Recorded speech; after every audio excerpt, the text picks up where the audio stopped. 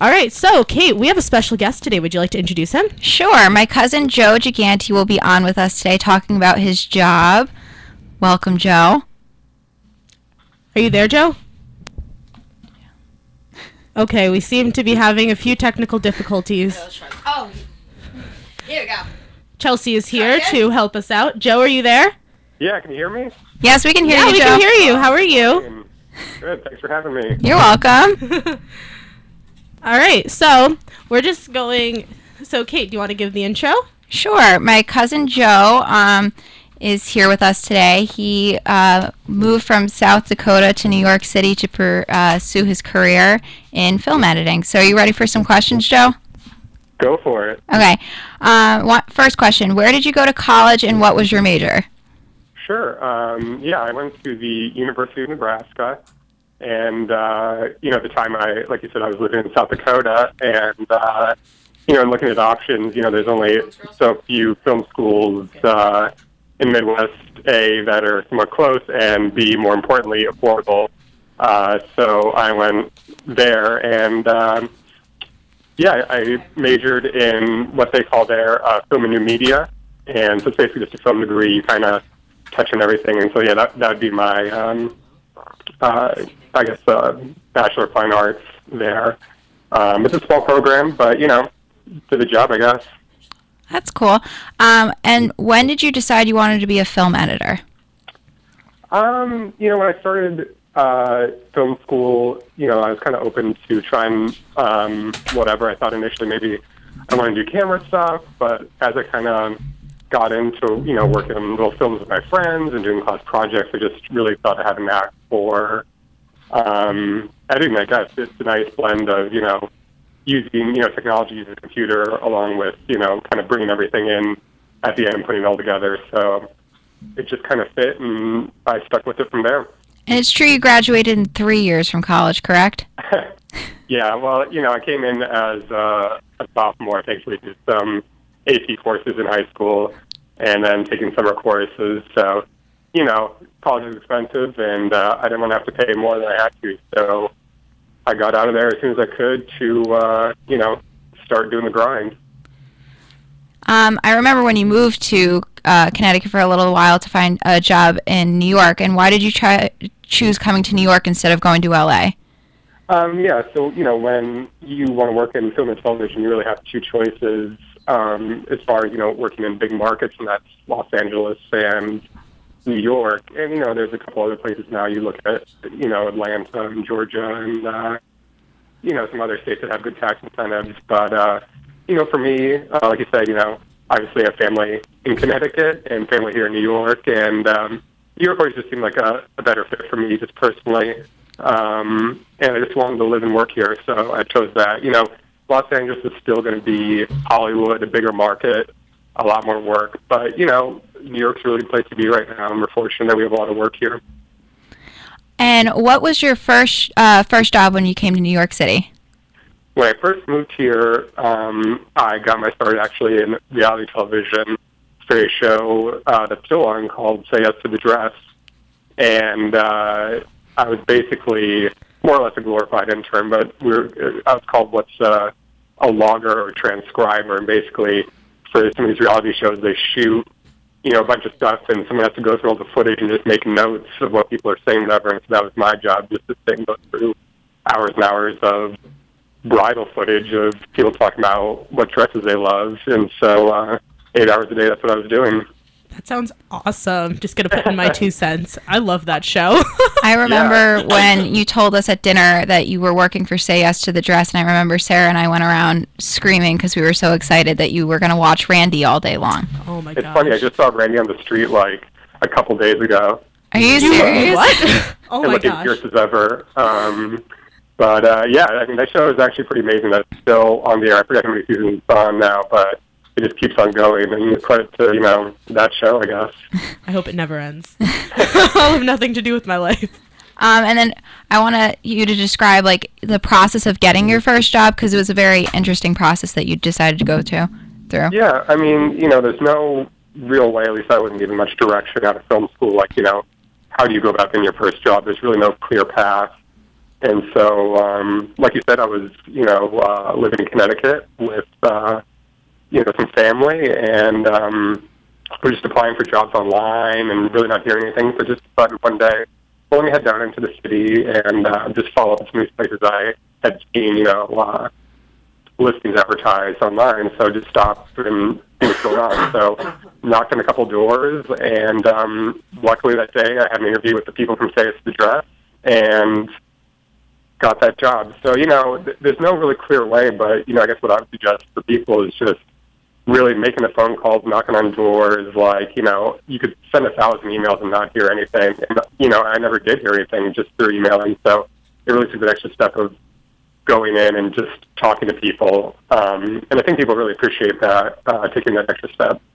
Yeah, that probably goes a long way. And can you describe your progression of your career until now and what you're doing now? Sure. Yeah, so I worked in reality for the next couple of years after that. Shortly after I had that transcriber job, like I mentioned, I kind of started doing like a night assistant job, which was kind of, transitioned into what I do now, which is assistant editing, where it's a lot of technical information where you're, pulling in footage for the editors and kind of organizing. It's not so much creative as it is technical. And so I was working nights. It was like a 6 p.m. to 2 a.m. shift. Did that for about a year. Various different shows, Say It's the Dress, and I worked on some Nat Geo stuff. I worked on Chopped for a bit. And then got a call one day to work on this documentary for Beyonce, which turned out to be her HBO documentary, like What a Dream. Met some great people on that job, and then from there worked on this show called Treme. That was on HBO, and from then on, I've been working on scripted shows as an assistant editor. A lot of my work recently has been in television, especially on Netflix, actually, recently, which I don't know if you consider television or what anymore, but streaming, I guess. So, yeah, that's what I've been doing over the last couple of years. A lot of comedies, actually, primarily comedies, half-hour comedies. Do you enjoy working on the comedies more than like a reality television show? Well, I certainly enjoy working on scripted shows compared to reality shows. It's just kind of a different, another level of, production value, and or else, reality shows can be done, very cheaply. Or let's say, like, they're bad by any means, but just the work is on a different level when you have, a scripted show. It's like, you're on a stage shooting with, a crew of 100 people, then, they're piping the footage to you, and it's, it's a whole big production compared to reality, which can feel a little like run and gun sometimes. So I certainly enjoy that. And, comedy is fun to work on. Sometimes even a little more challenging, I'd say, than working on a drama, just because, the pacing and timing to get a joke right sometimes is very specific compared to a drama where you can really let a dramatic moment sit and wait. So, there's interesting challenges to get to every project, but, I certainly enjoyed working on them the last couple of years. How do you find projects to work on? Is there like a union or trade websites that you find your jobs that you work on? Yeah, well, I'm part of a union. It's the local 700, the IFC. And so basically, once you get to kind of scripted shows like on major networks or, even films or, a lot of stuff on, Netflix, Hulu, Amazon now, requires you to be in the union. So I'm part of that, but it really doesn't help you necessarily get work. It's really all about people and networking, which is very frustrating because, it takes a while to get those connections and, be able to reach out to people when a project's finishing to say, what's going on, what's the next gig, and kind of start looking. So, there's really no set way. There's a couple of websites, and I'm sure there's some that I don't know about. But just really about talking to people and, going to industry events if there are any, and just seeing what's out there. And it can kind of suck because you just sometimes never know what's going on. But usually you get lucky and someone gives you a call, and that's how you find it. That's pretty cool. What has been some of your most memorable moments on the job? Working on some of these shows, you work with a lot of great people. So, just a variety of people, and, you get to interact with and see, that kind of creativity and just be really wowed like people who are in kind of, top of the game. I just worked on a show called Master of None that premiered a couple weeks ago on Netflix. That we've been really lucky. It's gotten just amazing reviews, and so I feel really fortunate to work on a project like that, which is not only very funny, but just really a good show for the times, I guess. There's a lot of talking about diversity, just true to life stuff, great New York show. So, there's projects like that they just feel really fortunate to be a part of. Where do you see yourself in the next 3 years in your career? That's a good question. I don't know. For me, I'm the assistant editor. The next step is to edit, which, I'd love to transition to. But, you just never know about timing. There's really no clear path. Someone might give you a shot, and it might happen sooner than later, or it might happen way later. So, for me, I'm just fortunate to have work, I think. So I just keep on doing that, and hopefully, the next step just kind of comes from working hard. At least that's, my theory on it. So I guess we'll see. Have you ever thought about becoming like a director of a TV show? Not really. I mean, if that's something like very far down the line, because that is a step. A lot of directors, used to be editors, just like maybe they're writers, maybe they're cinematographers before. So that is a path for some people. For me, I'm really focused on wanting to be the best editor I could be. So I'm kind of worrying about that first before anything else will come up. What are the pluses and minuses to your career? The pluses are that it's, the entertainment industry, it's a lot of fun. You're working on, some cool projects, and, it's not life or death. So, it's, while it is very stressful and whatever else, just like any job, it's fun, at the end of the day. But, at the same time, the minuses are that you're working from gig to gig, which can be very stressful. Luckily I've been on some Netflix shows that you don't have to worry about, a show being canceled in the middle of the season. But last fall I was working on a show called Manhattan Love Story that was on ABC. And a couple episodes in, it wasn't getting good ratings, and, it get canceled. So, within a couple of weeks, you think you're working for another couple of months, but then, 2 weeks later, you're out of work and you're looking. So, and that's, with a lot of freelance jobs in creative fields, right now anyway, that people are struggling with. So that's one of the big challenges.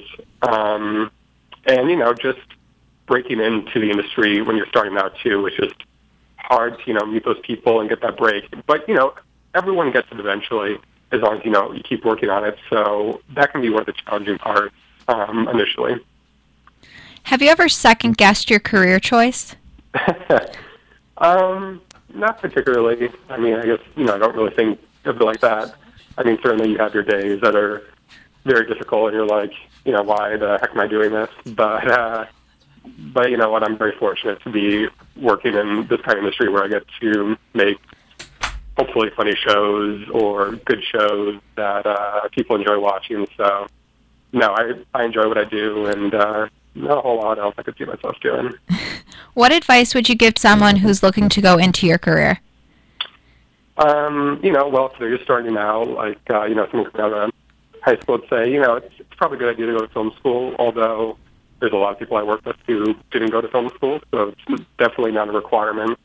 If you're in college, I never thought you really had to go to grad school to do any of it. I had friends who did, and, you all start at the bottom when you graduate, no matter kind of where you went to school or what your degree is, whatever. So, my advice is just to work really hard and be focused, because if you want to get in, you really have to want it. So, just keep at it and be persistent and work really hard, because if you just casually go about it, you're not going to get to where you want to be. Well, thank you so much, Joe, for coming on our show today and being with us. Abby, you have any final thoughts? Yes, thank you very much for coming on. Yeah, thank you so much for having me. Appreciate it. It was a lot of fun. I definitely liked some of the shows that you were listing off. Chopped, Say Yes to the Dress, some of my binge watches. And I'm working on season 2 of Unbreakable Kimmy Schmidt right now. So oh, wow. I'm not quite sure when it's going to be out again, but I can promise it'll be very funny. Yes, awesome. So, guys, make sure you tune into the new Aziz Ansari show on Netflix.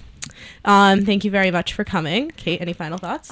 Joe, thank you so much for doing this. I couldn't thank you enough for helping us with our entertainment section today. No problem. Thank you so much, guys. Appreciate it. All right. Thank you. All right. We'll be back in a little while, but right now we're going to take you to some music. You're listening to WICR, Iona College Radio. The last 2 hours, I've lost